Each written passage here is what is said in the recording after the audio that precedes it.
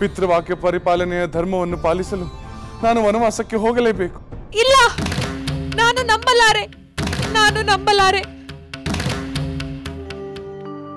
ನಿಮಗೆ ವನವಾಸವೆಂದರೆ ಯಾರು ನಂಬುತ್ತಾರೆ? ಇಲ್ಲ.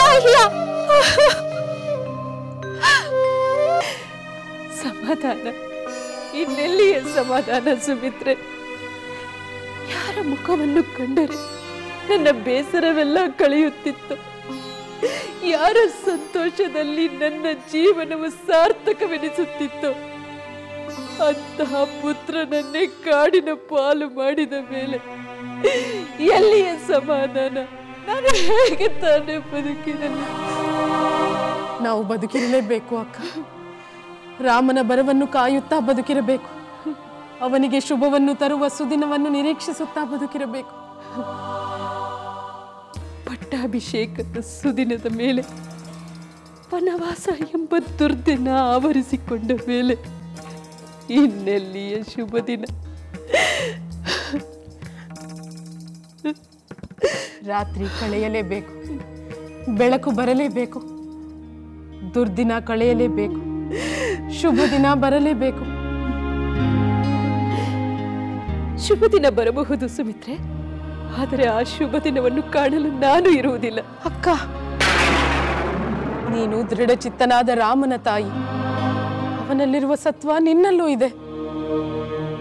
ರಾಮ ಬಂದೇ ಬರುತ್ತಾನೆ, ನಿನ್ನ ಪಾದಗಳಲ್ಲಿ ತಲೆ ಇಟ್ಟು ನಮಸ್ಕರಿಸುತ್ತಾನೆ.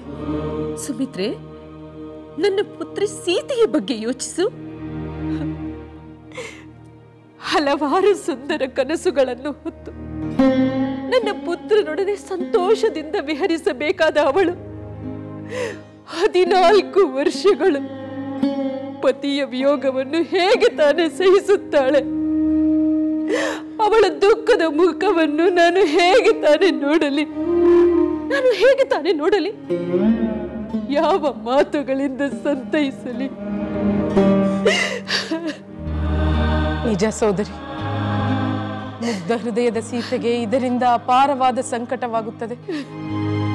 ಆದರೆ ಹಿರಿಯಳಾದ ನೀನೇ ಅವಳನ್ನು ಸಂತೈಸಬೇಕು, ಅವಳಿಗೆ ಧೈರ್ಯ ತುಂಬಬೇಕು. ಅಯ್ಯೋ ಮಗಳೇ ಸೀತೆ, ನಿನಗೆ ಇದು ಎಂತ ಶಿಕ್ಷೆಯಮ್ಮ? ನನ್ನ ಪುತ್ರನನ್ನು ಕೈ ಹಿಡಿದು ಸಂತೋಷದಿಂದ ಜೀವನವನ್ನು ಆರಂಭಿಸಬೇಕಾದ ನೀನು ಎಂತಹ ಕಷ್ಟಗಳಿಗೆ ಗುರಿಯಾದೆ,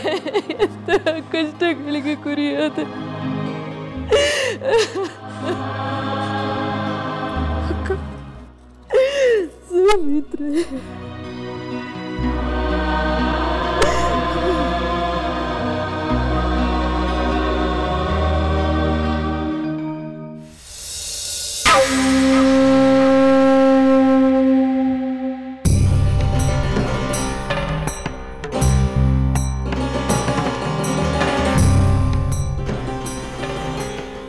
ಮಹಾರಾಣಿ ಇನ್ನೂ ಯಾವುದನ್ನು ಯೋಚಿಸುತ್ತಿರುವರು?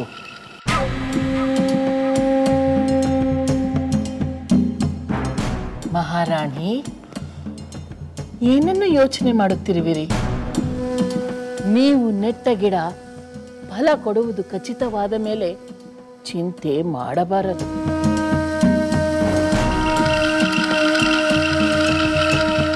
ಮಂಥರೆ, ಫಲವೇನೋ ಕಣ್ಣಿಗೆ ಕಾಣುತ್ತಿದೆ, ಆದರೆ ಅದು ನಮ್ಮ ಕೈ ಸೇರುವುದರೊಳಗಾಗಿ ಎಲ್ಲಿ ಮಣ್ಣು ಪಾಲಾದೀತೋ ಎಂಬ ಚಿಂತೆ. ನನ್ನ ಪುತ್ರ ಭರತ ಅಲಂಕರಿಸುವ ಸಿಂಹಾಸನ ನನ್ನ ಕಣ್ಣೆದುರಿಗೆ ರಾರಾಜಿಸುತ್ತಿದೆ, ಆದರೆ ಅವನು ಅದರಲ್ಲಿ ಕೂಡುವನೋ ಇಲ್ಲವೋ ಎಂಬ ಸಂದೇಹ ನನ್ನನ್ನು ಬಾಧಿಸುತ್ತಿದೆ ಮಂಥರೆ.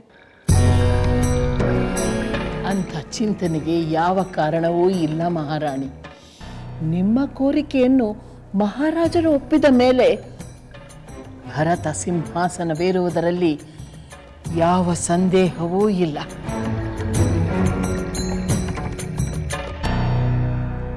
ಆದರೂ ಮಂಥರೆ, ಎಲ್ಲೋ ಏನೋ ಅಡ್ಡಿಯಾಗಬಹುದೆಂಬ ಆತಂಕ ನನ್ನ ಮನದ ಮೂಲೆಯಲ್ಲಿ ಇಣುಕುತ್ತಿದೆ ಮಂಥರೆ.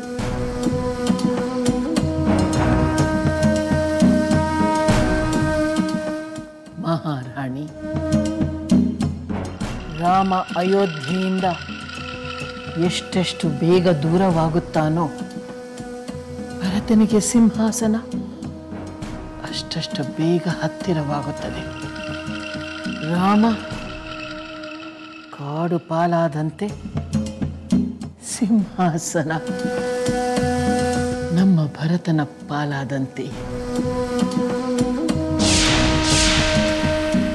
ಅಂದರೆ ಏನು ನಿನ್ನ ಮಾತಿನ ಅರ್ಥ?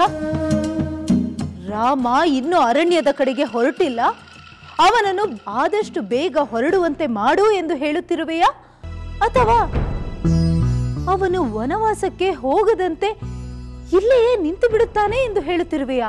ಮಹಾರಾಣಿ, ರಾಮನ ನಿರ್ಧಾರವನ್ನು ಕದಲಿಸಲು ಯಾರಿಂದನೂ ಸಾಧ್ಯವಿಲ್ಲ. ಇದ್ದರೆ ಅದು ಅವನ ತಾಯಿ ಕೌಸಲ್ಯಿಂದ ಮಾತ್ರ ಸಾಧ್ಯ. ಅವನ ಪಿತೃಭಕ್ತಿ ಮಾತೃಭಕ್ತಿ ಎಷ್ಟೆಂದು ನಿಮಗೇ ಗೊತ್ತಲ್ಲ. ಅಂದರೆ ಆ ಕೌಸಲ್ಯ ತಡೆದರೆ ರಾಮ ನಿಂತು ಬಿಡುವನೆ? ಹಾಗೇನಾದರೂ ಆದರೆ ನನ್ನ ಪುತ್ರ ಭರತ ಸಿಂಹಾಸನವನ್ನೇರಲು ಹೇಗೆ ಸಾಧ್ಯ ಮಂತರೆ? ಶಾಂತರಾಗಿ ಮಹಾರಾಣಿ, ಆ ಚಿಂತೆಯನ್ನು ಬಿಡಿ. ಕೌಸಲ್ಯ ರಾಮನ ವನವಾಸಕ್ಕೆ ಅಪ್ಪಣೆ ಕೊಟ್ಟಾಯಿತು. ಹೌದೇ? ಅಬ್ಬ, ಈಗ ನನಗೆ ಸಂತೋಷವಾಗುತ್ತಿದೆ. ಹೌದು ಮಹಾರಾಣಿ, ನಮ್ಮ ಸಖಿ ಕಲಾವತಿ ಕಂಡು ಬಂದಿದ್ದಾಳೆ. ರಾಮನ ವನವಾಸಕ್ಕೆ ಯಾವ ಸಂದೇಹವೂ ಇಲ್ಲ. ಅಂದ ಮೇಲೆ ನನ್ನ ಪುತ್ರ ಭರತ ಸಿಂಹಾಸನವನ್ನೇರಲು ಯಾವ ಸಂದೇಹವೂ ಇಲ್ಲ. ಹೌದು ಮಹಾರಾಣಿ, ಅದಕ್ಕೆ ನಾನು ಹೇಳುತ್ತಿರುವುದು, ತಾವು ನಿಶ್ಚಿಂತೆಯಿಂದ ನಿದ್ರೆ ಮಾಡಿ ಸ್ವಲ್ಪ ಹೊತ್ತು ವಿಶ್ರಾಂತಿ ಪಡೆಯಿರಿ. ಇಡೀ ರಾತ್ರಿ ಈ ನಿಮ್ಮ ದೇಹ ಮನಸ್ಸು ಎರಡು ನಿದ್ರೆ ಇಲ್ಲದೆ ದಣಿದಿದೆ. ಹೌದು ಮಂತರೆ, ನನಗೆ ಕೊಂಚ ವಿಶ್ರಾಂತಿ ಬೇಕು. ನೀನಿನ್ನು ಹೊರಡು. ಅಪ್ಪಣೆ ಮಹಾರಾಣಿ.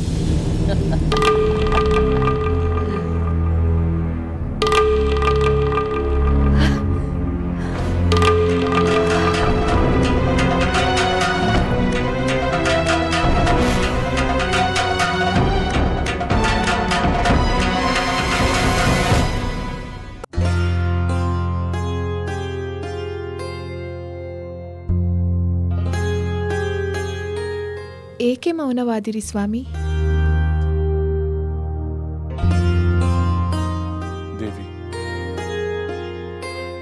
ಯುವರಾಜ ಪಟ್ಟಾಭಿಷೇಕವಾಗಿದ್ದರೆ ನಾನು ಪರಿವಾರ ಸಹಿತ ಇಲ್ಲಿಗೆ ಬರುತ್ತಿದ್ದೆ.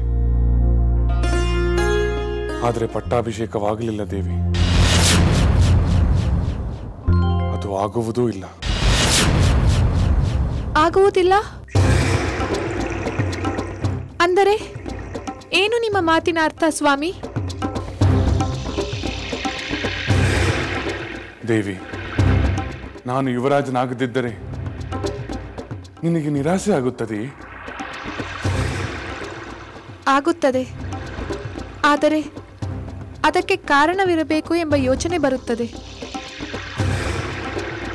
ಆ ಕಾರಣವೇನೆಂದು ಕೇಳಿದರೆ ನೀನು ನಿನ್ನ ನಿರಾಸೆಯನ್ನು ಮರೆಯುತ್ತೀಯಲ್ಲವೇ? ಖಂಡಿತ ಮರೆಯುತ್ತೇನೆ. ನನ್ನ ಹೃದಯ ಸಾಮ್ರಾಜ್ಯದ ಚಕ್ರವರ್ತಿಯಾಗಿ ಸದಾ ವಿರಾಜಮಾನರಾಗಿರುವ ನೀವು ಯುವರಾಜರಾಗುವುದಿಲ್ಲ ಎಂದು ಚಿಂತೆ ಮಾಡುವುದಿಲ್ಲ.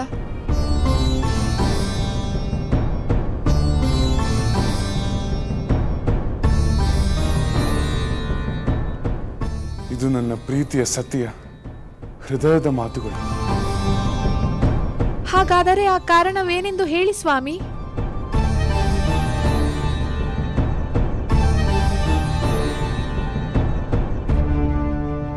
ದೇವಿ, ನನ್ನ ಕಿರಿಯ ಮಾತೆ ಕೈಕೇಯಿ ದೇವಿಯವರ ಅಭಿಲಾಷೆಯಂತೆ ಭರತನಿಗೆ ಪಟ್ಟಾಭಿಷೇಕವಾಗಬೇಕು. ನಾನು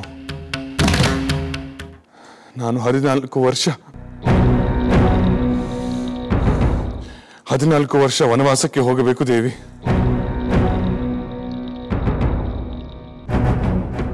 ಸ್ವಾಮಿ, ನಿಮಗೆ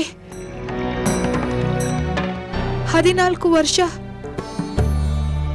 ವನವಾಸವೇ? ಇದು ನಿಜವೇ? ಹೌದು ದೇವಿ, ಇದು ನಿಜ. ನೀವೇಕೆ ವನವಾಸಕ್ಕೆ ಹೋಗಬೇಕು? ಇದು ತಂದೆಯವರ ಆಜ್ಞೆ ದೇವಿ. ಪಿತೃವಾಕ್ಯ ಪರಿಪಾಲನೆಯ ಧರ್ಮವನ್ನು ಪಾಲಿಸಲು ನಾನು ವನವಾಸಕ್ಕೆ ಹೋಗಲೇಬೇಕು.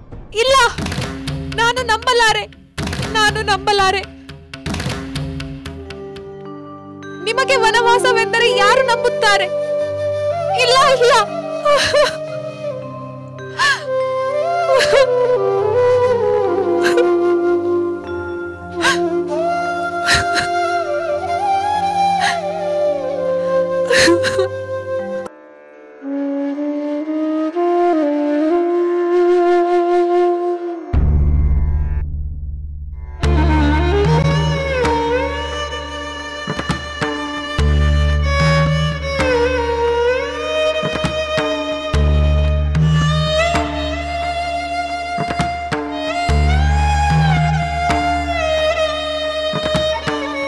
ವೃದ್ಧಾಪ್ಯದಿಂದ ಚಪಲ ಚಿತ್ತನಾದ ವಿವೇಕ ಶೂನ್ಯನಾದ ಈ ರಾಜನ ಆಜ್ಞೆಯನ್ನು, ರಾಜನೀತಿಯನ್ನು ಯಾರು ತಾನೇ ಪುರಸ್ಕರಿಸುತ್ತಾರೆ?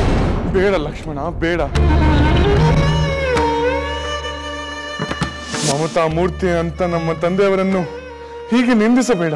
ಇದು ಬರೀ ನಿಂದನೆ ಅಲ್ಲ ಸಹೋದರ, ವಾಸ್ತವವನ್ನು ಪರಿಶೀಲಿಸಬೇಕಾದ ರಾಜನೀತಿ. ಕೈಕೈಯಲ್ಲಿ ಆಸಕ್ತನಾಗಿ ಕಾಮುಕನಾದ ಬುದ್ಧಿ ಶೂನ್ಯನಾದ ನಮ್ಮ ತಂದೆಯನ್ನು ಈಗಲೇ ಸಂಹರಿಸುತ್ತೇನೆ. ಲಕ್ಷ್ಮಣ,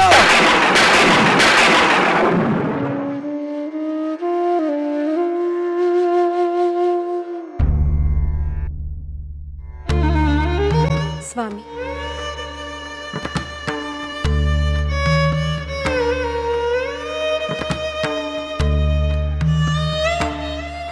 ಚಿಂತೆಯ ಕಾರ್ಮೋಡ ಕವಿದ ನಿಮ್ಮ ಮುಖವನ್ನು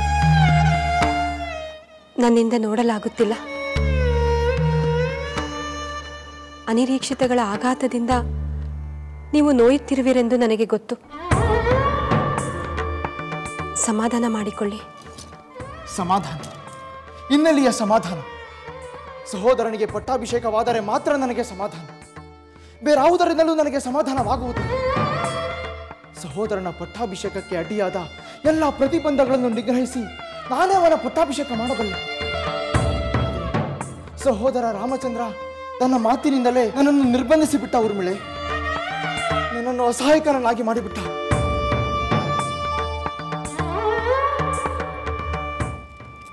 ಸ್ವಾಮಿ, ಪಿತೃವಾಕ್ಯ ಪರಿಪಾಲನೆಗಾಗಿ ಕೈಗೊಳ್ಳುತ್ತಿರುವ ವನವಾಸ ಅವರಿಗೆ ದುಃಖವನ್ನುಂಟು ಮಾಡದಿರಬಹುದು. ಆದರೆ ಪತಿಯ ವಿಯೋಗದಿಂದ ನನ್ನ ಸಹೋದರಿ ಸೀತೆ ಪಡುವ ಸಂಕಟವನ್ನು ನಾನು ಸಹಿಸಲಾರೆ. ಮಾತೆ ಕೌಸಲ್ಯ ದೇವಿಯವರು ಪುತ್ರ ವಿಯೋಗದಿಂದ ದುಃಖಿಸುವುದನ್ನು ನಾನು ನೋಡಲಾರೆ. ವನವಾಸಕ್ಕೆ ತೆರಳುವಂತೆ ಆಜ್ಞೆ ಮಾಡಿದ ಮಹಾರಾಜರು ತಾನೇ ಸಂತೋಷದಿಂದಿರುತ್ತಾರೆಯೇ? ಸಾಕು, ತಂದೆಯ ಹೆಸರನ್ನು ಕೇಳಿದರೆ ನನ್ನ ಕೋಪ ಕೆರಳುತ್ತದೆ. ಕಾಮಾಂಧನಾದ ಅವರು ಧೂರ್ತ ಪತ್ನಿಯ ದುಷ್ಟ ಮಾತಿಗೆ ಮರುಳಾಗಿ ಪರಮ ಪ್ರಿಯನಾದ ಪುತ್ರನನ್ನು ಕಾಡಿಗಟ್ಟುತ್ತಿರುವವರ ಮೇಲೆ ನನಗೆ ಕಿಂಚಿತ್ತು ಗೌರವಾಧಾರಗಳಿಲ್ಲ. ರಾಮಚಂದ್ರನೇನಾದರೂ ಅಡ್ಡಿಪಡಿಸದಿದ್ದರೆ ನಾನು ಅವರನ್ನು ಸೆರೆಮನೆಗೆ ದೂಡಿ ರಾಮಚಂದ್ರನ ಪಟ್ಟಾಭಿಷೇಕವನ್ನು ನೆರವೇರಿಸುತ್ತಿದ್ದೆ. ಭಗವಂತ, ಇದೆಂಥ ವಿಪರ್ಯಾಸ! ಸೋದರನ ಮೇಲಿನ ಪ್ರೀತಿಗಾಗಿ ತಂದೆಯ ಮೇಲೆ ಇಷ್ಟೊಂದು ಕ್ರೋಧವೇ? ಪುಣ್ಯಕ್ಕೆ ರಾಮಚಂದ್ರರೇ ತಡೆದು ನನ್ನ ಪತಿಯ ಅಧರ್ಮ ಕಾರ್ಯವನ್ನು ತಪ್ಪಿಸಿದರು.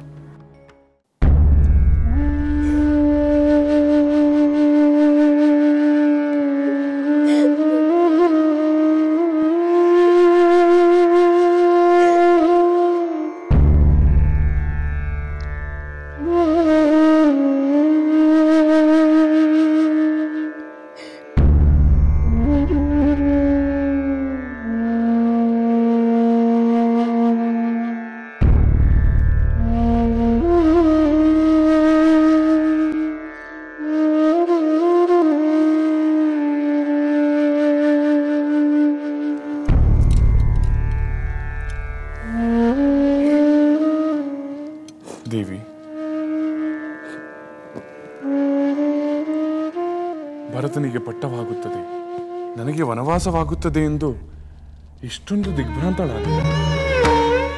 ಸ್ವಾಮಿ, ಇಂಥ ಅನಿರೀಕ್ಷಿತ ಆಘಾತವನ್ನು ಹೇಗೆ ಸಹಿಸಿಕೊಳ್ಳಲಿ? ನಿಮ್ಮ ಪಟ್ಟಾಭಿಷೇಕದ ಸಂಭ್ರಮದ ಸುಂದರ ಕಲ್ಪನೆಯಲ್ಲಿದ್ದ ನನ್ನ ಮನಸ್ಸು ಇಂಥ ಹಾಲಾಹಲವನ್ನು ಹೇಗೆ ಅರಗಿಸಿಕೊಳ್ಳುತ್ತದೆ? ದೇವಿ, ಅಮೃತವನ್ನು ಬಯಸುವವರು ಹಾಲಾಹಲವನ್ನು ಸ್ವೀಕರಿಸಲೇಬೇಕಾಗುತ್ತದೆ. ಈ ಯುವರಾಜ ಪದವಿ ದೊಡ್ಡದೆ.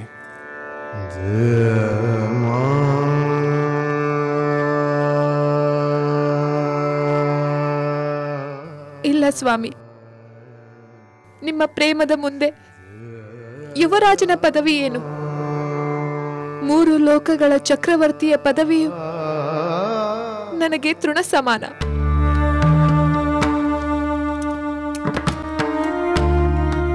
ಮತ್ಯಾಕೆ ಈ ಕಳವಳ ದೇವಿ? ಪ್ರಾಣಪ್ರಿಯರಾದ ಪತಿಗೆ 14 ವರ್ಷ ವನವಾಸವೆಂದರೆ ಯಾವ ಸತಿಗೆ ತಾನೆ ಕಳವಳವಾಗುವುದಿಲ್ಲ? ಕಿರಿಯ ರಾಣಿಯವರು ನಿಮ್ಮ ವಿಷಯದಲ್ಲಿ ಏಕೆ ಇಷ್ಟೊಂದು ಕಠಿಣರಾದರು? ದೇವಿ, ನನ್ನ ಮಾತೆ ಕೈಕೇಯಿ ದೇವಿಯವರ ಮೇಲೆ ನೀನು ಕೋಪಿಸಿಕೊಳ್ಳಬೇಡ. ಹಿಂದೆ ನನ್ನ ತಂದೆಯವರು ಕೈಕೇಯಿ ದೇವಿಯವರಿಗೆ 2 ವರಗಳನ್ನು ಕೊಟ್ಟಿದ್ದರಂತೆ. ಆ ವರಗಳನ್ನು ಇಂದು ಕೇಳಿ ತಂದೆಯವರನ್ನು ವಚನ ಪಾಲನೆಯ ಧರ್ಮ ಸಂಕಟದಲ್ಲಿ ಸಿಲುಕಿಸಿಬಿಟ್ಟರು. ಆ ವರಗಳಲ್ಲಿ ಒಂದು ವರದಂತೆ ಭರತನಿಗೆ ಪಟ್ಟಾಭಿಷೇಕ, ಇನ್ನೊಂದು ವರದಂತೆ ನನಗೆ 14 ವರ್ಷಗಳ ಕಾಲ ವನವಾಸ.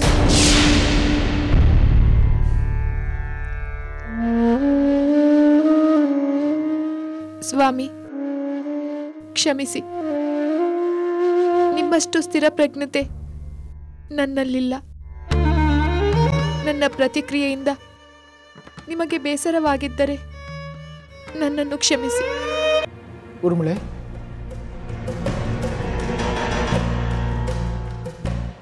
ಊರ್ಮಿಳೆ, ಏಕೆ ಸುಮ್ಮನಾದೆ? ಹೆತ್ತ ತಂದೆಯ ಮೇಲೆ ಆಕ್ರೋಶಗೊಂಡನೆಂದು ಅಚ್ಚರಿ ಪಡುತ್ತಿರುವೆಯಾ?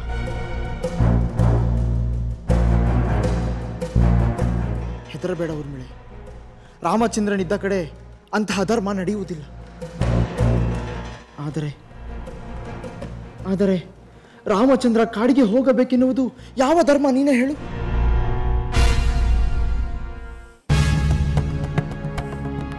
ಧರ್ಮಾತ್ಮನಾದ ನನ್ನ ಸಹೋದರ ರಾಮಚಂದ್ರನಿಗೆ ಏಕೆ ಇಂಥ ಕಠಿಣ ಶಿಕ್ಷೆ? ನಾನದನ್ನು ಹೇಗೆ ಸಹಿಸಿಕೊಳ್ಳಲಿ ಊರ್ಮಿಳೆ?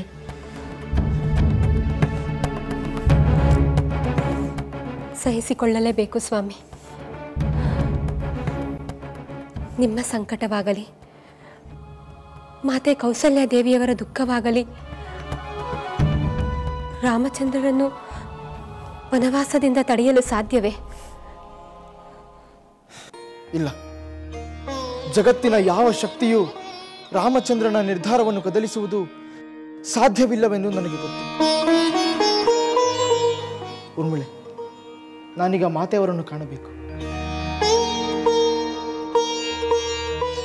ಹೋಗಿ ಬನ್ನಿ ಸ್ವಾಮಿ. ಅವರ ಬಳಿ ನಿಮ್ಮ ದುಃಖವನ್ನು ತೋಡಿಕೊಂಡರೆ ನಿಮಗೆ ಸಮಾಧಾನ ಸಿಗಬಹುದು. ಹೋಗಿ ಬನ್ನಿ.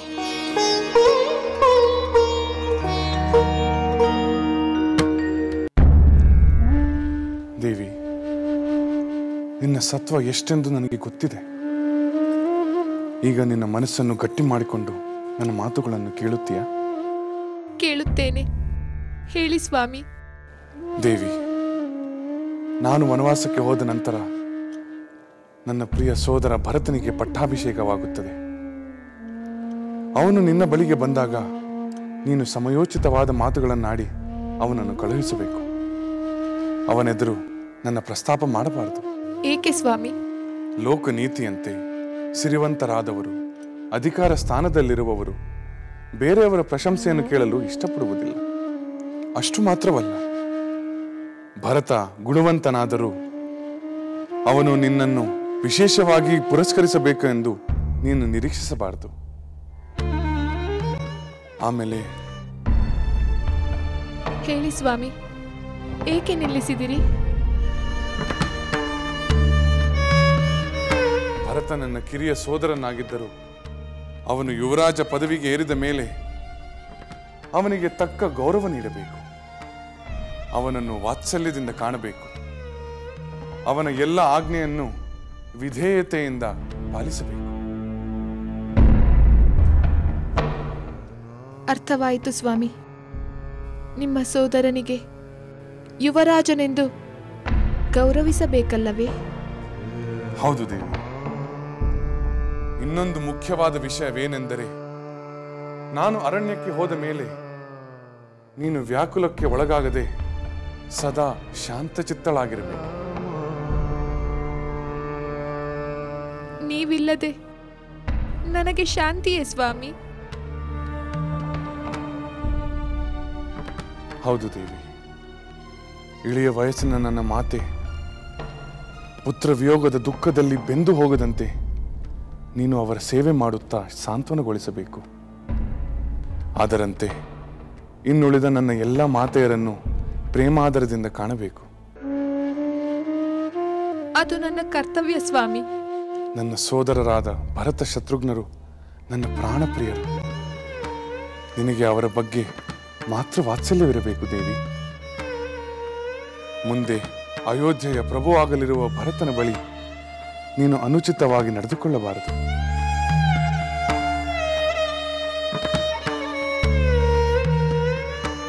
ಪ್ರಿಯೆ ಸೀತೆ,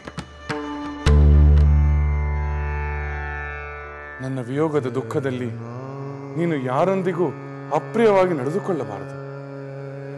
ಇದನ್ನು ನೀನು ನಡೆಸಿಕೊಡುತ್ತೀಯಾ? ಸ್ವಾಮಿ, ನಾನು ನಿಮ್ಮೊಂದಿಗೆ ಕೆಲವು ಮಾತುಗಳನ್ನಾಡಬೇಕು. ಅವಕಾಶ ಮಾಡಿಕೊಡುತ್ತೀರಾ? ಖಂಡಿತವಾಗಿ ದೇವಿ, ಅದೇನು ಕೇಳು.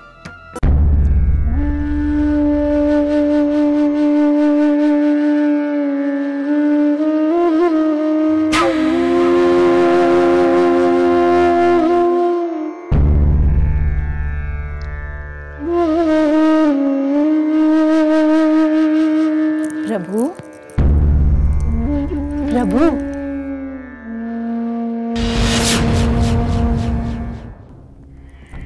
ದಯಮಾಡಿ ನನ್ನತ್ತ ನೋಡಿ ಪ್ರಭು. ನಾನೀಗ ಯಾವ ಕೋರಿಕೆಯನ್ನು ಕೇಳಲು ಬಂದಿಲ್ಲ. ಹೃದಯಪೂರ್ವಕ ನಿಮ್ಮ ಸೇವೆ ಮಾಡಲು ಬಂದಿದ್ದೇನೆ ಪ್ರಭು. ನಮ್ಮ ಪುತ್ರ ಭರತನೇ ಯುವರಾಜನಾಗುವುದು ಎಂದು ನಿರ್ಧಾರವಾಯಿತಲ್ಲ, ಇನ್ನೂ ಏಕೆ ಈ ಅಸಮಾಧಾನ? ಎಲ್ಲ ಕಹಿಯನ್ನು ಮರೆತು ಮೊದಲಿನಂತೆ ಆನಂದವಾಗಿರಬಾರದೆ ಪ್ರಭು? ನಾನು ನಿಮ್ಮ ಪ್ರೀತಿಯ ಕೈಕೇಯಿ, ನಿಮ್ಮ ಮೋಹದ ಮಡದಿ. ಸಿಂಗರಿಸಿಕೊಂಡು ನಿಮ್ಮ ಸೇವೆಗಾಗಿ ಧಾವಿಸಿ ಬಂದಿದ್ದೇನೆ ಪ್ರಭು. ಒಮ್ಮೆ ನನ್ನ ಕಡೆ ನೋಡಿ ಪ್ರಭು. ಪ್ರಭು, ಮಾತನಾಡಬೇಡ, ನೀನು ಮಹಾ ನೀಚ ಹೆಣ್ಣು. ನನ್ನ ಪ್ರಿಯ ಪುತ್ರ ರಾಮಚಂದ್ರನನ್ನು ಕಾಡಿಗೆ ಕಳಿಸಿದನಲ್ಲ ಎಂಬ ದುಃಖ ಸಾಗರದಲ್ಲಿ ಮುಳುಗಿ ಉಸಿರು ಕಟ್ಟಿ ಮರಣವೇ ಶರಣು ಎಂದು ಕಳವಳ ಪಡುತ್ತಿರುವ ನನ್ನಲ್ಲಿ ಬಂದು ಪ್ರೇಮಾಲಾಪವನ್ನು ಮಾಡುತ್ತಿರುವೆಯಾ? ಎಂತಹ ಸಮಯ ಸಾಧಿಕೆಗಳು! ನಿನ್ನ ಸ್ವಾರ್ಥಕ್ಕಾಗಿ ಪತಿಯ ಪ್ರಾಣವನ್ನೇ ಪಡಕ್ಕಿಟ್ಟ ಮಹಾಪಾತಕ್ಕೆ ನೀನು. ಹಾಲನ್ನಿತ್ತು ಸಾಕಿದ ಸರ್ಪ ವಿಷವನ್ನಲ್ಲದೆ ಇನ್ನೇನು ತಾನೇ ಕೊಡಲು ಸಾಧ್ಯ? ಪ್ರಭು, ಮಾತನಾಡಬೇಡ.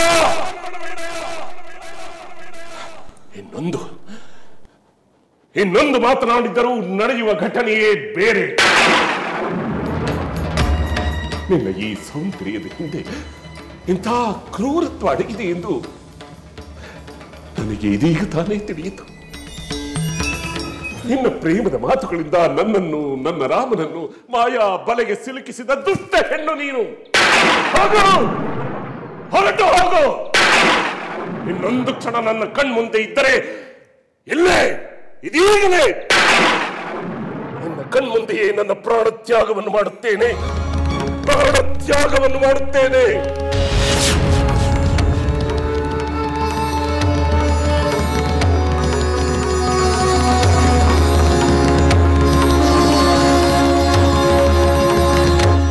ಹೀಗೆ ಆಗಬಹುದೆಂದು ಯಾರು ತಾನೇ ಊಹೆ ಮಾಡಿದ್ದರು. ಆದರೆ ಆದದ್ದು ಆಗಿ ಹೋಗಿದೆ. ಇನ್ನು ಅದನ್ನು ಬದಲಿಸಲು ಸ್ವತಃ ರಾಮಚಂದ್ರನಿಂದಲೂ ಸಾಧ್ಯವಿಲ್ಲ.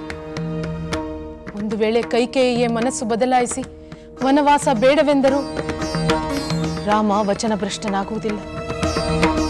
ಹೌದು ಕುಮಾರ, ಆಗಬಾರದ್ದು ಆಗಿ ಹೋದ ಮೇಲೆ ಸಂಕಟವನ್ನು ಅನುಭವಿಸಲು ನಾವೆಲ್ಲ ಸಿದ್ಧರಾಗಿರಬೇಕು. ಯಾರೋ ಮಾಡಿದ ಅನ್ಯಾಯಕ್ಕೆ ಎಲ್ಲರೂ ಸಂಕಟ ಅನುಭವಿಸಬೇಕಾಯಿತು. ಕೈಕೇಯಿ ಮಾತೆಯ ಹೊರತಾಗಿ ರಾಮನ ವಿಯೋಗವನ್ನು ಯಾರೂ ಸಹಿಸುವುದಿಲ್ಲ ಮಾತೆ.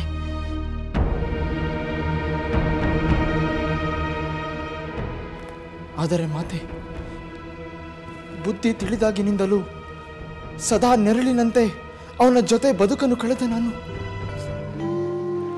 ರಾಮನನ್ನು ಬಿಟ್ಟು ಹೇಗಿರಲಿ? ಸಮಾಧಾನ ಮಾಡಿಕೋ ಕುಮಾರ. ನಿನ್ನ ಸಂಕಟವೇನೆಂದು ನನಗೆ ಅರ್ಥವಾಗುತ್ತದೆ. ಆದರೆ ರಾಮನನ್ನು ಹೆತ್ತ ಆ ಮಹಾತಾಯಿ ಕೌಸಲ್ಯಾದೇವಿಯ ಸಂಕಟವೇನೆಂದು ನನಗೆ ಗೊತ್ತು. ಸೀತೆ 14 ವರ್ಷ ತನ್ನ ಪತಿಯನ್ನು ಅಗಲಿ ಹೇಗೆ ತಾನೇ ಇರಬಲ್ಲಳು? ನಮಗೆ ಇಷ್ಟವಿರಲಿ ಕಷ್ಟವಿರಲಿ ಈ ಸಂಕಟವನ್ನು ನಾವೆಲ್ಲ ಎದುರಿಸಲೇಬೇಕು. ಮಾತೆ, ನಾನು ಯಾವ ಕಷ್ಟವನ್ನು ಬೇಕಾದರೂ ಸಹಿಸುತ್ತೇನೆ. ಆದರೆ ರಾಮನಿಂದ ದೂರವಿರುವ ಕಷ್ಟವನ್ನು ಮಾತ್ರ ಸಹಿಸಲಾರೆ.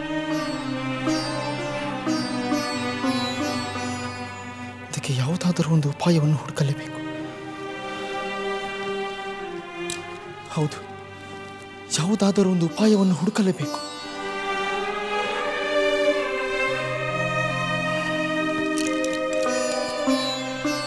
ಮಾತೆ, ನಾನು ರಾಮನ ಜೊತೆ ಮಾತಾಡಿ ಒಂದು ನಿರ್ಧಾರಕ್ಕೆ ಬರುತ್ತೇನೆ. ದಯವಿಟ್ಟು ಅದಕ್ಕೆ ಅನುಮತಿಯನ್ನು ಕೊಡಿ. ಹಾಗೆ ಮಾಡು ಕುಮಾರ. ನಿನ್ನ ಮನಸ್ಸಿಗೆ ಸಮಾಧಾನ ಕೊಡುವ ಯಾವ ನಿರ್ಧಾರವಾದರೂ ಅದಕ್ಕೆ ನನ್ನ ಆಶೀರ್ವಾದವಿದೆ.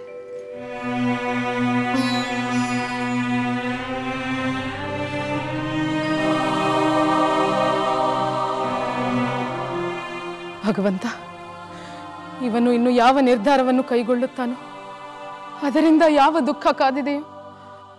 ಸ್ವಾಮಿ, ತಂದೆ, ತಾಯಿ, ಪುತ್ರ, ಸೋದರ, ಸೊಸೆ ಇವರೆಲ್ಲ ಅವರು ಮಾಡಿದ ಪಾಪ ಪುಣ್ಯದ ಮೇಲೆ ಶುಭ ಅಶುಭ ಫಲಗಳನ್ನು ಪಡೆಯುತ್ತಾರೆ. ಹೌದು ದೇವಿ, ನಿನ್ನ ಮಾತು ನಿಜ. ಆದರೆ ಪತ್ನಿಯ ವಿಷಯ ಹಾಗಲ್ಲ. ಸತಿಯಾದವಳು ಮಾತ್ರ ಪತಿಯ ಭಾಗ್ಯವನ್ನು ಪಡೆಯುತ್ತಾಳೆ.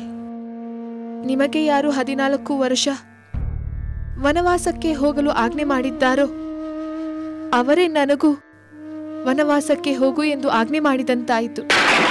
ಏಕೆಂದರೆ ನಾನು ನಿಮ್ಮ ಅರ್ಧಾಂಗಿ. ಸೀತೆ, ಏನು ನಿನ್ನ ಮಾತಿನ ಅರ್ಥ? ನೀನು ನನ್ನ ಜೊತೆಗೆ ವನವಾಸಕ್ಕೆ ಬರುತ್ತೀಯ?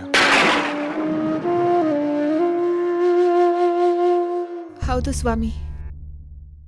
ತಂದೆ ತಾಯಿಯಾಗಲಿ, ಪುತ್ರನಾಗಲಿ, ಸಖಿ ಜನರಾಗಲಿ ಸ್ತ್ರೀ ರಕ್ಷಕರಾಗಲು ಸಾಧ್ಯವಿಲ್ಲ.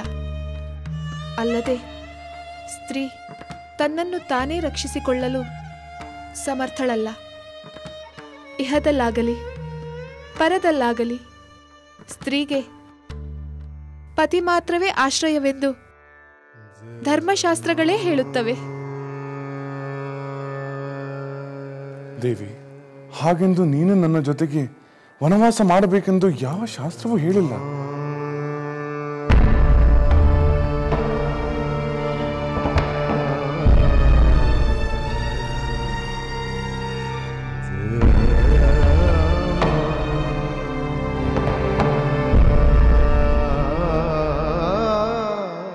ಸ್ವಾಮಿ, ವಿಧಿಬದ್ಧವಾಗಿ ಕೈ ಹಿಡಿದ ಪತಿ ಎಲ್ಲಿರುತ್ತಾನೆಯೋ ಸತಿಯಾದವಳು ಅಲ್ಲಿಯೇ ಇರಬೇಕು. ಅದೇ ಧರ್ಮ. ಅರಣ್ಯವಾದರೇನು, ಅರಮನೆಯಾದರೇನು, ನಾನು ನಿಮ್ಮ ಸಹಧರ್ಮಚಾರಿಣಿ ಸ್ವಾಮಿ.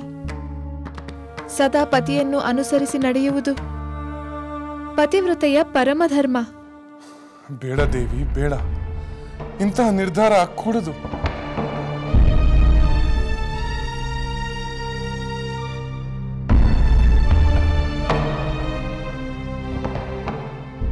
ಸ್ವಾಮಿ, ನಾನು ನಿಮ್ಮೊಂದಿಗೆ ವಾದ ಮಾಡುತ್ತಿರುವೆನೆಂದು ಬೇಸರ ಮಾಡಿಕೊಳ್ಳಬೇಡಿ.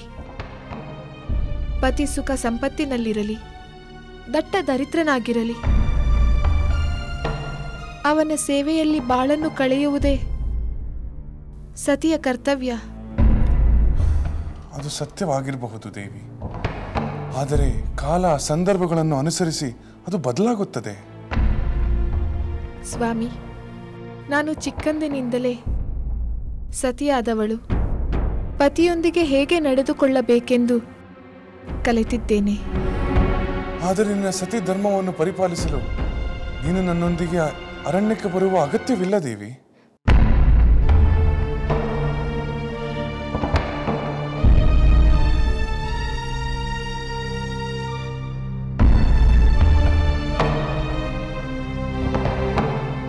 ಸ್ವಾಮಿ, ನೀವೇಕೆ ಹಿಂಜರಿಯುತ್ತಿರುವಿರಿ?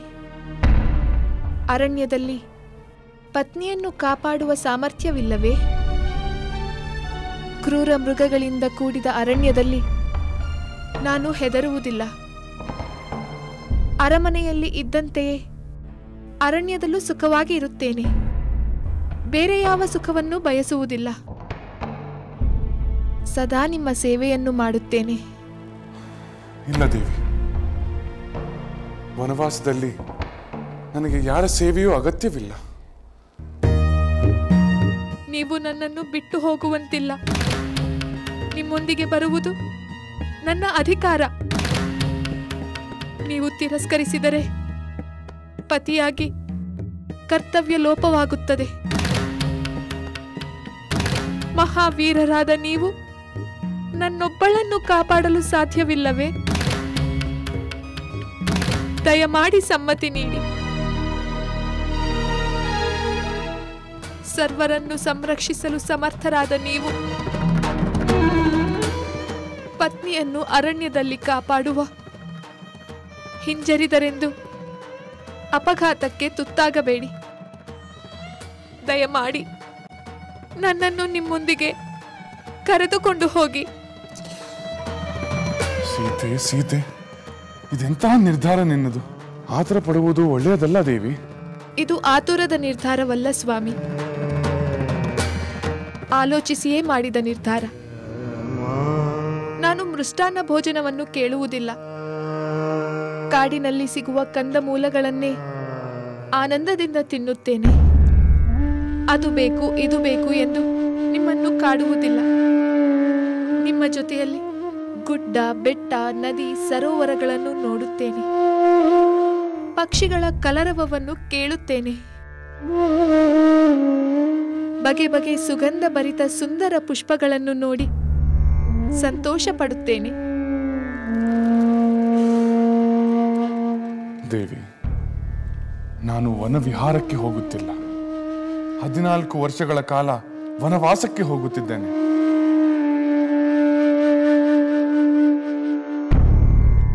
ಹದಿನಾಲ್ಕು ವರ್ಷವಿರಲಿ, 1000 ವರ್ಷವಿರಲಿ, ನಾನು ನಿಮ್ಮೊಂದಿಗೆ ಅರಣ್ಯದಲ್ಲಿ ಆನಂದದಿಂದಿರುತ್ತೇನೆ.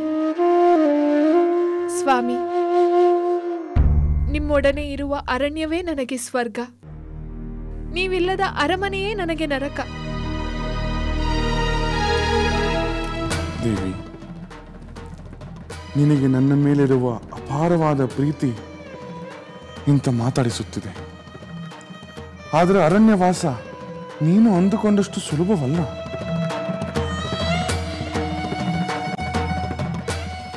ಸ್ವಾಮಿ, ನಿಮ್ಮನ್ನೇ ಸರ್ವಸ್ವವೆಂದು ಭಾವಿಸಿರುವ ನಿಮ್ಮ ಪತ್ನಿಯನ್ನು ಒಂಟಿಯಾಗಿ ಬಿಟ್ಟು ಹೋಗುವುದು ನಿಮ್ಮಂಥ ಧರ್ಮಾತ್ಮರಿಗೆ ತಕ್ಕದ್ದಲ್ಲ.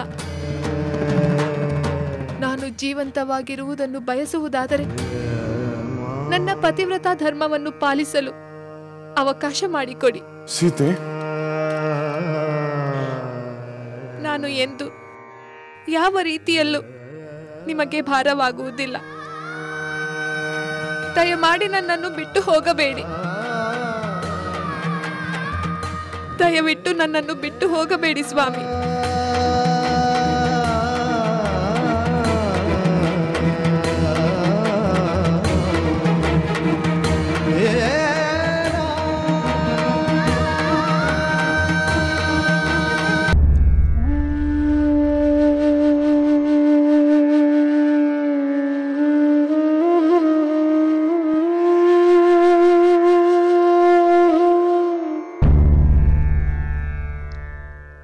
ಪ್ರಭು, ಮಹಾಪ್ರಭು,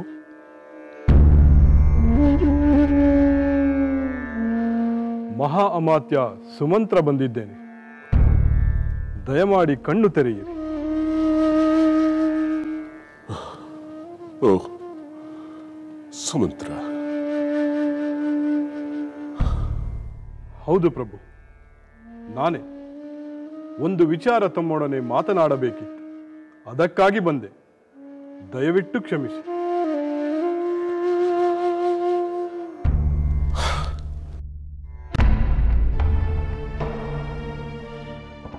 ಈ ಸಮಯದಲ್ಲಿ ಯಾವ ವಿಷಯನ್ನು ಕೇಳುವುದಕ್ಕೂ ಆಗುವುದಿಲ್ಲ, ಹೇಳುವುದಕ್ಕೂ ಆಗುವುದಿಲ್ಲ. ನನ್ನ ಪ್ರಿಯ ಪುತ್ರ ರಾಮಚಂದ್ರನ ಪಟ್ಟಾಭಿಷೇಕ ತಪ್ಪಿ ಹೋಯಿತೆಂಬ ದುಃಖದಲ್ಲಿ ನಾನಿದ್ದೇನೆ. ನನಗೀಗ ಯಾವುದೂ ಬೇಕಾಗಿಲ್ಲ, ಯಾವುದೂ ಬೇಕಾಗಿಲ್ಲ. ಪ್ರಭು, ಅನಿರೀಕ್ಷಿತವಾದ ಅನಪೇಕ್ಷಣೀಯವಾದ ನಿರ್ಧಾರ ಮಾಡಿಯಾಗಿದೆ. ಇದರ ಪರಿಣಾಮ ಇಡೀ ಅಯೋಧ್ಯೆಯೇ ದುಃಖ ಸಾಗರದಲ್ಲಿ ಮುಳುಗಿದೆ. ಎಲ್ಲರೂ ದುಃಖಿತರಾಗಿರುವಾಗ ಯಾರು ಯಾರಿಗೂ ಸಮಾಧಾನ ಹೇಳುವ ಸ್ಥಿತಿಯಲ್ಲಿಲ್ಲ ಪ್ರಭು. ಹಾಗೆಂದು ನಮ್ಮ ಕರ್ತವ್ಯವನ್ನು ನಾವು ಮರೆಯಬಾರದಲ್ಲವೇ? ಇಂತಹ ಸಂದರ್ಭದಲ್ಲೂ ನಿಮ್ಮ ಕರ್ತವ್ಯ ಪ್ರಜ್ಞೆಯನ್ನು ನಾನು ಮೆಚ್ಚಿಕೊಳ್ಳುತ್ತೇನೆ ಸುಮಂತ್ರ. ಆದರೆ ರಾಜ್ಯಪಾಲನೆಯನ್ನು ಮಾಡುವ ಚೈತನ್ಯವೇ ಆಗಲಿ, ಶಕ್ತಿಯೇ ಆಗಲಿ ನನ್ನಲ್ಲಿ ಉಳಿದಿಲ್ಲ. ರಾಮಚಂದ್ರನಿಲ್ಲದೆ ಈ ಅಯೋಧ್ಯೆಯಲ್ಲಿ ನಾನು ಬದುಕಿರಲಾರೆ. ಪ್ರಭು, ನಿಮ್ಮಿಂದ ಈ ಮಾತು? ನಿಮಗೆ ಸಮಾಧಾನ ಹೇಳುವ ಚೈತನ್ಯ ನನಗಿಲ್ಲ. ಯಾರನ್ನೂ ದೂಷಿಸುವುದರಲ್ಲೂ ಅರ್ಥವಿಲ್ಲ. ಇದು ವಿಧಿಯ ಸಂಕಲ್ಪವೆಂದೇ ನನ್ನ ಭಾವನೆ. ವಿಧಿ? ಆ ವಿಧಿ ನನ್ನ ರಾಮನ ಮೇಲೆ ಅದೇಕೆ ಅಷ್ಟೊಂದು ನಿರ್ದಯಿಯಾಗಿದೆ? ಅಂತಹ ಅಪರಾಧವನ್ನಾದರೂ ಅವನೇನು ಮಾಡಿದ್ದಾನೆ? ಪ್ರಭು, ತಾವು ಪ್ರಶ್ನೆಯನ್ನು ಕೇಳಬಹುದು, ಆದರೆ ಅದನ್ನು ಉತ್ತರಿಸುವವರು ಯಾರು? ದೃಢ ಮನಸ್ಕನಾದ ರಾಮನನ್ನು ವನವಾಸದಿಂದ ವಿಮುಖಗೊಳಿಸಲಾಗುವುದಿಲ್ಲ. ಬೇರೆ ದಾರಿ ಇಲ್ಲದೆ ಮಹಾರಾಣಿ ಕೌಸಲ್ಯ ದೇವಿಯವರು ಅನುಮತಿಯನ್ನು ಕೊಟ್ಟು ಬಿಟ್ಟರು ಪ್ರಭು. ಏನಂದ್ರೆ ಕೌಸಲ್ಯ ಅನುಮತಿಯನ್ನು ಕೊಟ್ಟು ಬಿಟ್ಟಳೆ? ಹೌದು ಪ್ರಭು. ಅಯ್ಯೋ ಕೌಸಲ್ಯೇ, ನಿನಗೆಂತಹ ಸಂಕಟವನ್ನು ಕೊಟ್ಟು ಬಿಟ್ಟೆ. ಕೈಕೇಯಿ ಮೇಲೆ ಮೋಹಿತನಾಗಿ ನಿನ್ನನ್ನು ನಿರ್ಲಕ್ಷಿಸಿದರೂ ಸಹ ಒಂದು ಬಾರಿಯೂ ನೀನು ನನ್ನನ್ನು ಕಠಿಣವಾಗಿ ಮಾತನಾಡಿಸಲಿಲ್ಲ, ನಿಂದಿಸಲಿಲ್ಲ, ಅಸಹನೆಯನ್ನು ತೋರಿಸಲಿಲ್ಲ. ಬದಲಾಗಿ ರಾಮಚಂದ್ರನ ಮುಖವನ್ನು ನೋಡುತ್ತಾ ನಿನ್ನ ದುಃಖವನ್ನು ಮರೆಯುತ್ತಿದ್ದ ನಿನ್ನ ಭಾಗ್ಯಕ್ಕೂ ನಾನು ಕೊಳ್ಳಿ ಇಟ್ಟು ಬಿಟ್ಟೆನಲ್ಲ ಪ್ರಭು. ನಾನೆಂತಹ ಅಪ್ಪ. ಹೌದು ಸುಮಂತ್ರ, ನನ್ನ ಮಗನ ಯಾವ ಅಪರಾಧಕ್ಕಾಗಿ ಈ ಶಿಕ್ಷೆ ಎಂದು ಕೌಸಲ್ಯೆ ನನ್ನನ್ನು ಕೇಳಿದರೆ ನಾನು ಏನೆಂದು ಉತ್ತರ ಹೇಳಲಿ? ಅವಳಿಗೆ ನನ್ನ ಈ ಮುಖವನ್ನು ಹೇಗೆ ತೋರಿಸಲಿ? ಅಪಾರ ಪ್ರೇಮವನ್ನಿಟ್ಟುಕೊಂಡಿರುವ ಅಯೋಧ್ಯೆ ಪ್ರಜೆಗಳ ಮುಂದೆ ನಾನು ಹೋಗಿ ಹೇಗೆ ನಿಲ್ಲಲಿ? ಹೇಗೆ ನಿಲ್ಲಲಿ? ವಿಧಿಯೇ, ಸಿಂಹಾಸನವನ್ನೇರಿದ ಪ್ರಭುವಿಗೆ ತನ್ನ ಪಾಡಿಗೆ ತಾನು ದುಃಖಿಸುವ ಸ್ವಾತಂತ್ರ್ಯವೂ ಇಲ್ಲ. ಹೌದು ಸುಮಂತ್ರ, ನಿನ್ನ ಮಾತು ಸತ್ಯ. ಪ್ರಜೆಗಳನ್ನು ಕಣ್ಣೀರನ್ನು ಒರೆಸಬೇಕಾದ ಮಹಾರಾಜ ತನ್ನ ದುಃಖವನ್ನು ನುಂಗಬೇಕು, ಮರೆಯಬೇಕು. ಒಂದು ತಿಳಿಯದಾಗಿದೆ. ಪ್ರಭು, ಗಣ್ಯರು ಸಾಮಂತ ರಾಜರು ತಮ್ಮ ದರ್ಶನಕ್ಕಾಗಿ ಕಾತರದಿಂದ ಕಾಯುತ್ತಿದ್ದಾರೆ. ಸಾಧ್ಯವಿಲ್ಲ ಸುಮಂತ್ರ, ನನ್ನಿಂದ ಸಾಧ್ಯವಿಲ್ಲ. ದುಃಖದಿಂದ ಜರ್ಜರಿತರಾಗಿರುವ ಈ ಮುಖವನ್ನು ಹೊತ್ತು ಅವರ ಮುಖಗಳನ್ನು ನಾನು ಹೇಗೆ ನೋಡಲಿ? ಸಾಧ್ಯವಿಲ್ಲ.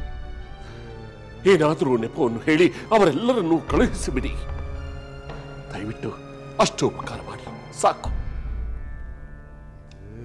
ಹಾಗೆಯೇ ಆಗಲಿ ಪ್ರಭು, ನಾನು ಅವರನ್ನು ಕಳುಹಿಸುತ್ತೇನೆ. ಆದರೆ ಇನ್ನೊಂದು ವಿಚಾರ. ಏನದು? ಭರತನ ಪಟ್ಟಾಭಿಷೇಕ. ಅದು ಕೈಕೇಯಿಗೆ ಕೊಟ್ಟ ವರವನ್ನು ಈಡೇರಿಸುವುದಕ್ಕೋಸ್ಕರ ನಡೆಸಬೇಕಾದ ಒಂದು ಕಾರ್ಯ ಅಷ್ಟೇ. ಭರತ ಕೈಕೇಯಿ ದೇಶದಿಂದ ಬಂದ ನಂತರ ಪಟ್ಟಾಭಿಷೇಕವನ್ನು ಮಾಡಿಕೊಂಡು ಹಾಳಾಗಿ ಹೋಗಲಿ, ಹಾಳಾಗಿ ಹೋಗಲಿ.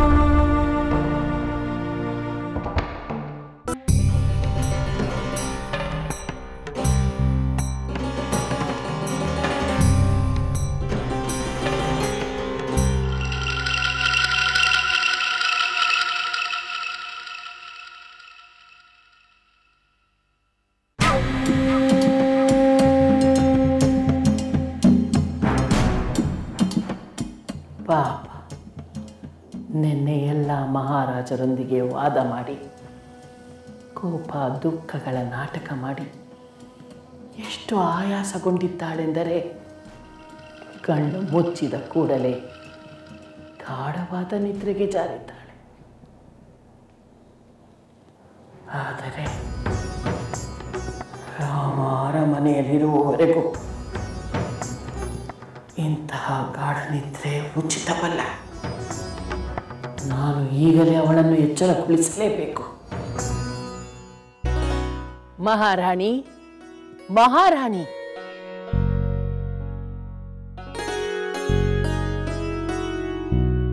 ಏಕೆ ನನ್ನನ್ನು ಎಚ್ಚರಗೊಳಿಸಿದೆ ಮಂಥರೆ? ಮಹಾರಾಣಿ, ನಿಮ್ಮನ್ನು ನಾನು ಸ್ವಲ್ಪ ಹೊತ್ತು ವಿಶ್ರಾಂತಿ ಪಡೆಯಿರಿ ಎಂದು ಹೇಳಿದ್ದೆ, ಮೈ ಮರೆತು ನಿದ್ರಿಸಿ ಎಂದು ಹೇಳಲಿಲ್ಲ. ಏಕೆ? ಏನಾದರೂ ಆತಂಕದ ವಿಷಯವೇ? ಸದ್ಯಕ್ಕೆ ಅಂತ ಆತಂಕ ವಿಷಯವೇನೂ ಇಲ್ಲ.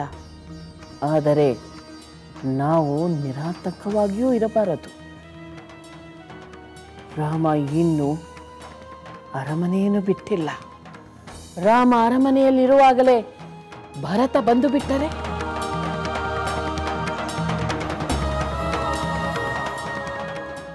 ಭರತ ಬಂದು ಬಿಟ್ಟರೆ? ಹೇಳು ಮಂಥರೆ, ರಾಮನಿರುವಾಗಲೇ ಭರತ ಬಂದು ಬಿಟ್ಟರೆ ಏನಾಗುವುದು? ನಮ್ಮ ಭರತ ಎಷ್ಟು ಒಳ್ಳೆಯವನೆಂದು ನಿಮಗೆ ಗೊತ್ತು. ಹಾಗೆ ರಾಮನ ಮೇಲೆ ಅಪಾರ ಪ್ರೀತಿಯೂ ಇದೆ. ಪ್ರೀತಿ ಇದ್ದರೆ ರಾಮ ವನವಾಸಕ್ಕೆ ಹೋಗುವುದನ್ನು ನಮ್ಮ ಭರತ ತಡೆದು ಬಿಟ್ಟರೆ? ಇಲ್ಲ, ಹಾಗಾಗಬಾರದು. ಹಾಗಾಗಬಾರದೆಂದರೆ ಭರತ ಬರುವ ಮೊದಲೇ ಆ ರಾಮ ಅರಣ್ಯ ಸೇರಬೇಕು.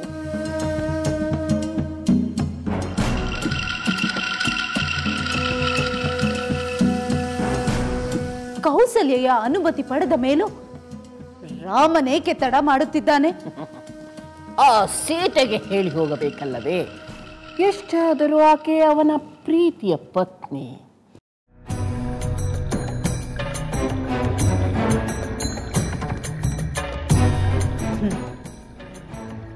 ಅದಾಗಲಿ. ನಾನೇ ರಾಮನಿಗೆ ಬೇಗ ಹೊರಡುವಂತೆ ಹೇಳುತ್ತೇನೆ. ಅದಕ್ಕೆ ಮಹಾರಾಣಿ ನಾನು ಹೇಳಿದ್ದು ಮೈ ಮರೆತು ನಿದ್ರಿಸಬಾರದೆಂದು.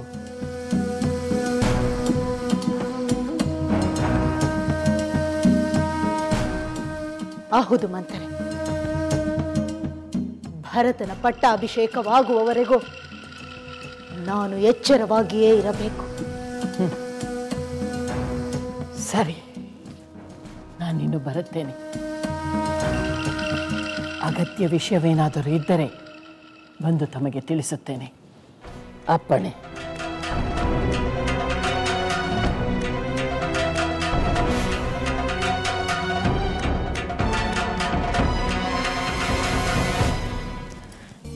ಊರ್ಮಿಳೆ, ಬಾ ಕುಳಿತುಕೋ.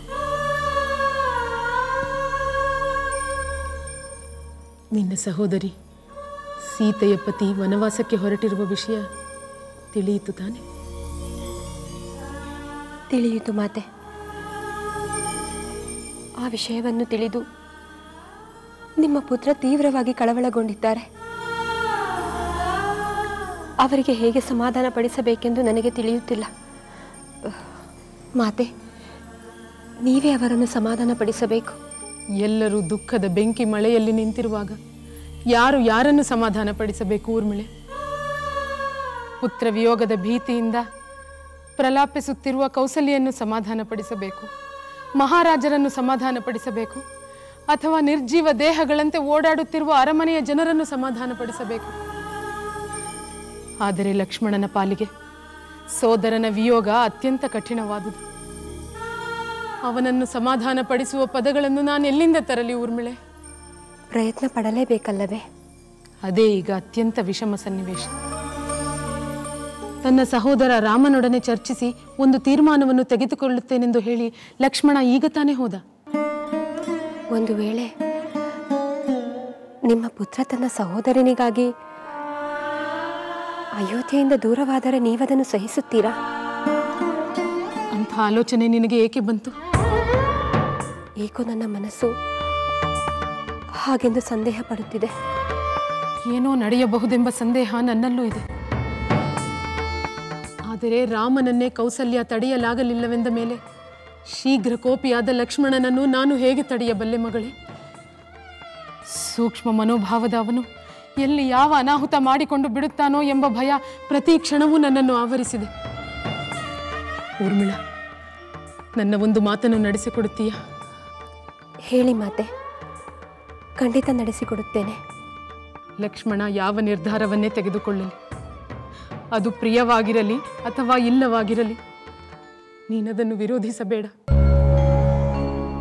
ಕಡೆ ಪಕ್ಷ ನನ್ನ ಮಗ ಜೀವ ಕಳೆದುಕೊಳ್ಳದೆ ಜೀವಂತವಾಗಿರಲಿ.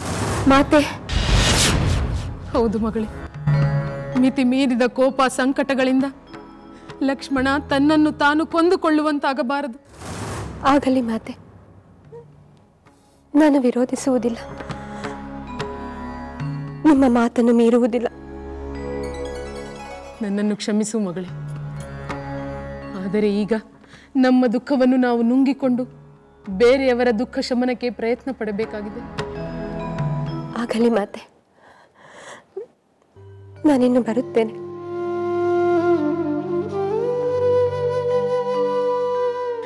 ಶುಭಮಸ್ತು.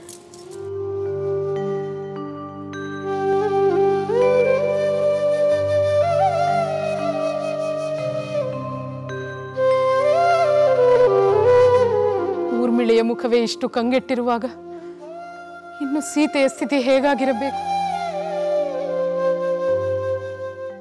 ಅರಣ್ಯವಾಸದಲ್ಲಿ ಬಹಳ ಕಷ್ಟಗಳಿರುತ್ತದೆ ದೇವಿ. ನೀವು ಜೊತೆಯಲ್ಲಿ ಇರುವಾಗ ಯಾವ ಕಷ್ಟಗಳು ನನ್ನನ್ನು ಏನು ಮಾಡುತ್ತವೆ? ದೇವಿ, ಅಲ್ಲಿ ನಾನು ಕಲ್ಲು ಮುಳ್ಳುಗಳ ದಾರಿಯಲ್ಲಿ ನಡೆಯಬೇಕು, ಪರ್ವತಗಳನ್ನು ಏರಬೇಕು. ಚಳಿ, ಮಳೆ, ಬಿಸಿಲಿಂದ ಯಾವ ರಕ್ಷಣೆಯೂ ಇರುವುದಿಲ್ಲ. ಭೋರ್ಗರೆಯುವ ಜಲಪಾತಗಳು, ಹುಲಿ ಸಿಂಹಗಳ ಭಯಂಕರವಾದ ಗರ್ಜನೆಗಳು ನಿನ್ನ ಎದೆ ನಡಗಿಸುತ್ತದೆ ದೇವಿ. ಪರ್ಣ ಕುಟೀರದಲ್ಲಿ ವಾಸ ಮಾಡಬೇಕು, ಒರಟು ನೆಲದ ಮೇಲೆ ಮಲಗಬೇಕು. ಸಿಕ್ಕಿದ್ದನ್ನು ತಿನ್ನಬೇಕು. ಪರಾಕ್ರಮಿಯಾದ ಪತಿಯು ನನ್ನ ಜೊತೆಯಲ್ಲಿರುವಾಗ ಯಾವ ಭೀತಿಯು ನನ್ನನ್ನು ಏನೂ ಮಾಡಲಾರದು. ಅರಣ್ಯ ದುರ್ಗಮವಾಗಿರುತ್ತದೆ ದೇವಿ. ಅರಣ್ಯದಲ್ಲಿರುವ ಮದ್ದಾನೆಗಳು, ಮೊಸಳೆಗಳು, ಸರ್ಪಗಳು ಎಲ್ಲವೂ ಭಯಂಕರವಾಗಿರುತ್ತದೆ. ಹೆಜ್ಜೆ ಹೆಜ್ಜೆಗೂ ಕಷ್ಟಗಳು ಎದುರಾಗುತ್ತಲೇ ಇರುತ್ತದೆ.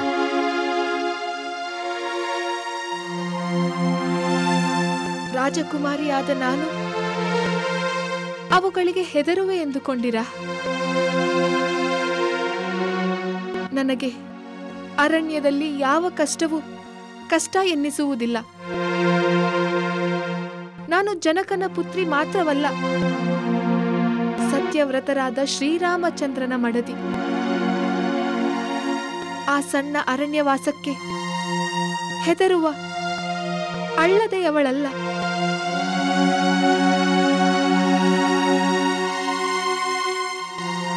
ದೇವಿ ಸೀತೆ, ನೀನು ನನ್ನ ಪ್ರಾಣಪ್ರಿಯಳು. ಸುಕೋಮಲೆಯಾದ ನೀನು ಅರಣ್ಯದಲ್ಲಿ ಕಷ್ಟಪಡುವುದನ್ನು ನಾನು ಸಹಿಸಲಾರೆ. ಸುಗಂಧ ಭರಿತ ಜಲದಿಂದ ನೀನು ಅಲ್ಲಿ ಸ್ನಾನ ಮಾಡುವಂತಿಲ್ಲ. ದಿವ್ಯವಾದ ವಸ್ತ್ರಾಭರಣಗಳಿಂದ ಭೂಷಿತಳಾಗಿರುವ ನೀನು ನಾರುಮಡಿಯುಟ್ಟು ಕಾಂತಿಹೀನರಾಗಿರುವುದನ್ನು ನಾನು ಕಾಣಲಾರೆ. ಸ್ವಾಮಿ, ನಾನು ನಿಮ್ಮ ಸಹಧರ್ಮಾಚಾರಿಣಿ ಎಂದು ಮತ್ತೆ ನೆನಪು ಮಾಡುತ್ತಿದ್ದೇನೆ. ಧರ್ಮಜ್ಞರಾದ ನಿಮಗೆ ಆ ಮಾತಿನ ಅರ್ಥವನ್ನು ಬಿಡಿಸಿ ಹೇಳಬೇಕೆ? ಧರ್ಮ, ಅರ್ಥ, ಕಾಮ, ಮೋಕ್ಷ ಈ ನಾಲ್ಕರಲ್ಲಿಯೂ ನಿಮ್ಮನ್ನು ಅನುಸರಿಸಿ ನಡೆಯಬೇಕಾದವಳು ನಾನು. ನಿಮಗೆ ನಿಮ್ಮ ಪಿತೃವಾಕ್ಯ ಪರಿಪಾಲನ ಎಷ್ಟು ಮುಖ್ಯವೋ ನನಗೆ ನನ್ನ ಪತಿ ಧರ್ಮವು ಅಷ್ಟೇ ಮುಖ್ಯ. ದೇವಿ, ಈ ನಿನ್ನ ಹಠವನ್ನು ಕಂಡು ನನಗೆ ಮರುಕವಾಗುತ್ತಿದೆ. ಧೀಮಂತ ರಾಮಚಂದ್ರನ ಮಡದಿ ಮರುಕ ಪಡಬೇಕಾದ ಮುಗ್ಧೆಯಲ್ಲ. ದಯಮಾಡಿ ನಿಮ್ಮ ಹಿಂಜರಿಕೆಯನ್ನು ದೂರ ಮಾಡಿ.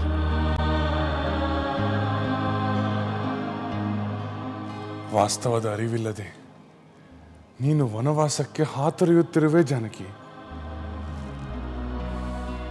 ವನವಾಸಕ್ಕೆ ಹೋದ ಮೇಲೆ ಒದಗಬಹುದಾದ ಎಲ್ಲಾ ಬಗೆಯ ಅನುಭವಗಳನ್ನು ನಾನು ಸ್ವಾಗತಿಸುತ್ತೇನೆ. ಹಿತವಾದದ್ದನ್ನು ಸ್ವೀಕರಿಸಿದಂತೆ ಅಹಿತವಾದದ್ದನ್ನು ಸ್ವೀಕರಿಸಲು ಸಿದ್ಧಳಾಗಿದ್ದೇನೆ. ನನ್ನ ತಂದೆ ತಾಯಿಗಳು ಸಹ ಸುಖವಾದರೂ ಕಷ್ಟವಾದರೂ ಸದಾ ಪತಿಯನ್ನು ಅನುಸರಿಸಿ ನಡೆಯಬೇಕೆಂದು ಹೇಳಿ ಕಳುಹಿಸಿದ್ದಾರೆ. ನೀವು ನನ್ನನ್ನು ಬಿಟ್ಟು ಹೋದರೆ ನಾನು ಪ್ರಾಣತ್ಯಾಗ ಮಾಡುವುದು ಸತ್ಯ.